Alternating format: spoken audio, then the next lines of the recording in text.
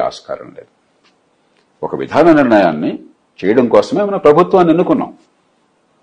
ప్రజాస్వామ్యం అంటే ఏంటి? మనం ఎన్నుకునేది ఎవరిని? శాసనసభ్యుని. రాష్ట్రంలో శాసనసభ్యుల నుంచి ఏర్పడుతుంది? ప్రభుత్వం ఏర్పడుతుంది. ప్రభుత్వం నాయకత్వం ఎవరిది? ముఖ్యమంత్రిది.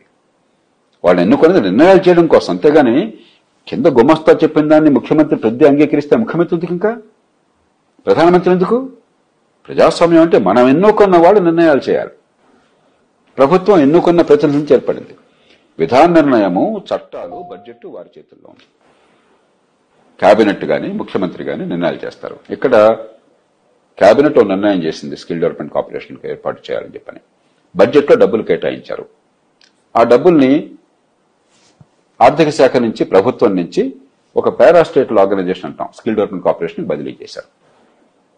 దీనిలో ఏ రకంగానూ కూడా ప్రభుత్వాన్ని తప్పట్టే అవకాశం లేదు.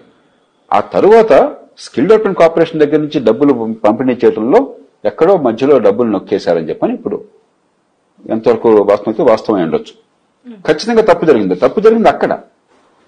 దానికి ముఖ్యమంత్రిని, ప్రధానమంత్రిని మీరు బాధ్యతగా చేస్తే ఈ దేశంలో ఏ ప్రభుత్వమో బతకదు. ఎందుకు జిల్లా కలెక్టర్ స్థాయిలో దీనిలో ఏ రకమైన కేసుకి ఆస్కారం లేదు. ఒక విధానం